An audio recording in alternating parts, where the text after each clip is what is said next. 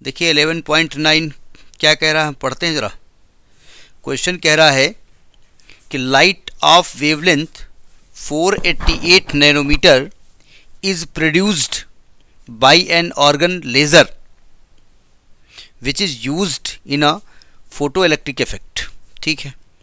Will light from this spectral line is incident on the cathode, the stopping potential of the photoelectrons is 0.38 volt. Find the work function of the material for which the cathode is made. क्या बता रहे हैं? Cathode का मतलब negative plate होता है।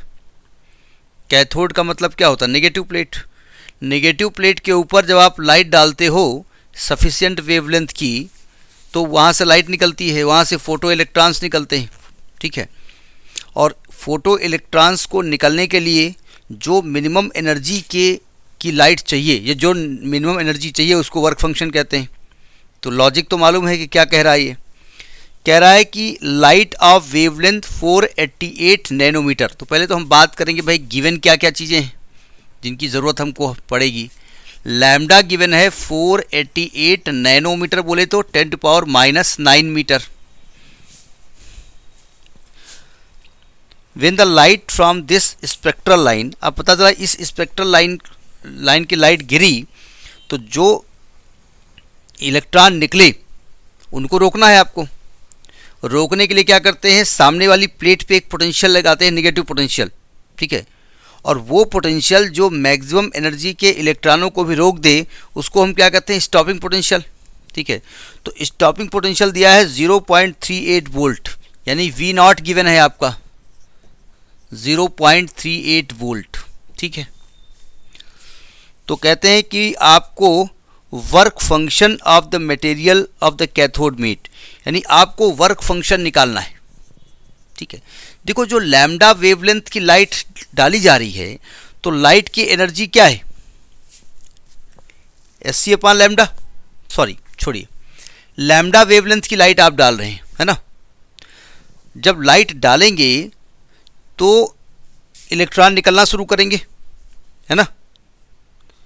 तो जो लाइट डाली है उसकी एनर्जी कितनी होती है, Sc/λ। वैसे तो hν होती है, यह है एनर्जी ऑफ इंसिडेंट लाइट। वैसे तो hν होती है, लेकिन न्यू की जगह लैम्डा दिया हुआ है तो Sc/λ। अब इस एनर्जी को लेकर के जब इलेक्ट्रॉन निकलेंगे, जब ये एनर्जी जब इलेक्ट्रॉन को मिलेगी तो इलेक्ट्रॉन पहले अपने सरफेस पे आएंगे, तो उस एनर्जी को खर्च करेंगे, उसको कहते हैं वर्क फंक्शन। W0 लिख दो या W लिख दो, जो भी आपकी मर्जी हो।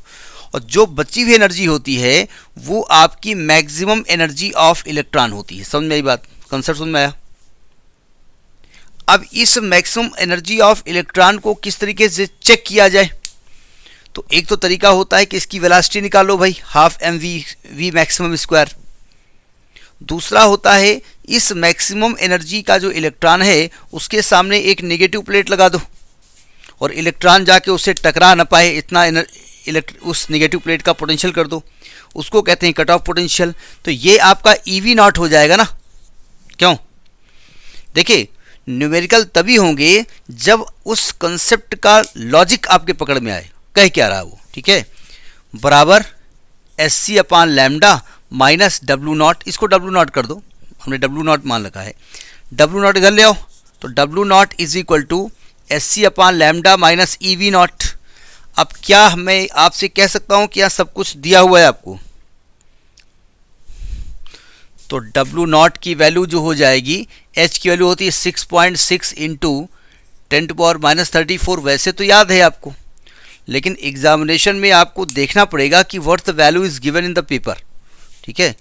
C हो जाएगा 3 इंटू 10⁸ अपॉन लैम्डा दिया है 488 into 10⁻⁹ minus EV0 1.6 into 10⁻19 into V है 0.38।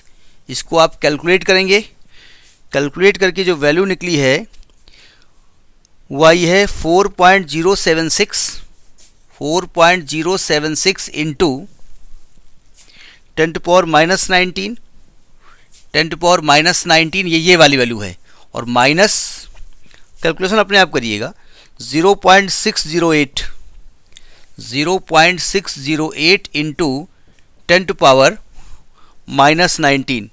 एक बार ध्यान रखिएगा, जब हम इसको सब्ट्रैक्शन करते हैं तो 10 सेम करने की कोशिश करते हैं, ठीक है, मतलब 10 सेम होनी चाहिए।